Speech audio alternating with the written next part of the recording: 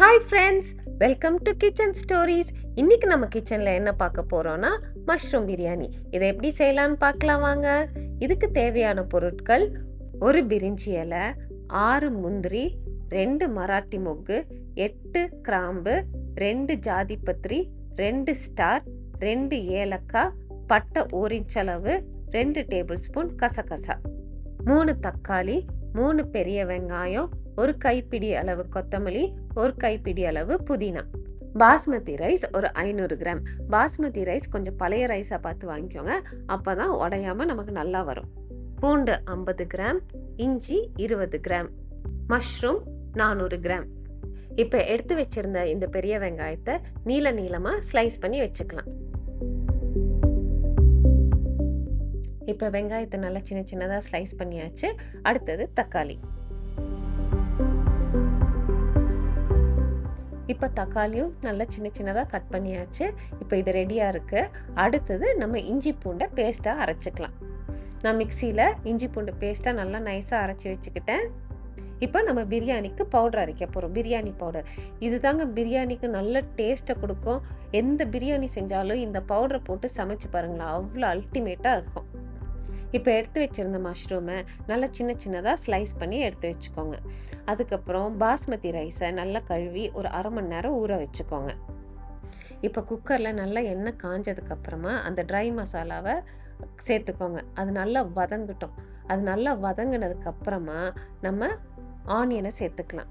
Onion சேர்த்ததுக்கப்புறமா அது நல்லா ப்ரௌன் கலர் ஆகிற வரைக்கும் வதங்கணும். ஆனியன் நல்லா வெந்தால் தான் அந்த பிரியாணியோட டேஸ்ட் நல்லா இருக்கும். ஸோ நல்லா ப்ரௌன் ஆகிற வரைக்கும் வதக்கி எடுத்துக்கோங்க. அதுக்கப்புறம் இஞ்சி பூண்டு பேஸ்ட்டை ஆட் பண்ணிக்கோங்க. இஞ்சி பூண்டில் இருக்கிற அந்த பச்சை ஸ்மெல் போகிற வரைக்கும் நல்லா வதக்கிடுங்க.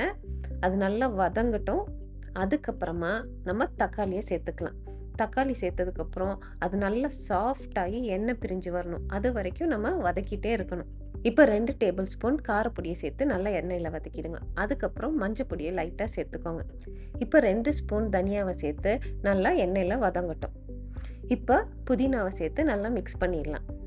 அடுத்தது கொத்தமல்லியை சேர்த்து மிக்ஸ் பண்ணிடலாம். இப்போது நம்ம மஷ்ரூமை ஆட் பண்ணிக்கலாம்.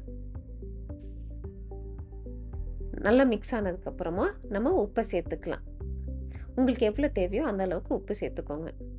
இப்போ மஷ்ரூம்லேருந்து தண்ணி பிரிஞ்சு வரும். ஸோ அது வரைக்கும் நல்லா அதை வேக விடுங்க. இப்போ தண்ணி பிரிஞ்சு வந்தாச்சு. இந்த ஸ்டேஜில் நம்ம தண்ணியை ஊற்றி நல்லா கொதிக்க விட்டுறலாம். அது நல்லா கொதிச்சு வந்ததுக்கப்புறமா நம்ம ரைஸை சேர்த்து வேக விட்டுறலாம். நான் பிரியாணி செஞ்சேன்னா எப்பொழுது தம்மில் தான் போடுவேன். இல்லை நீங்கள் தம்மில் போட வேண்டாம்னா இந்த ஸ்டேஜ்லேயே நீங்கள் குக்கரை மூடி ஒரு 3 விசில் விட்டுருங்க. நான் எப்பொழுதும் எப்படி தம் போடுவேன்னா, நான் ரைஸ் ஆட் பண்ணதுக்கப்புறம் அதை நல்லா மூடி போடாமல் ஒரு ஹாஃப் பாயில் ஸ்டேஜ் வர வரைக்கும் அதை வேக விட்டுருவேன். அப்புறமா பழைய தோசைக்கல்லை எடுத்து நல்லா ஹை ஃப்ளேமில் சூடு பண்ணிவிடுவேன். அதுக்கப்புறம் சிம் பண்ணி விட்டுட்டு அதில் குக்கரை வச்சுடுவேன். அதுக்கப்புறமா நல்லா குக்கர் மூடியை க்ளோஸ் பண்ணி அதில் விசிலையும் போட்டுடுவேன். அதுக்கப்புறமா ஒரு 30 to 40 மினிட்ஸ்க்கு அப்புறம் பாருங்கள் இப்படி இருக்குன்னு.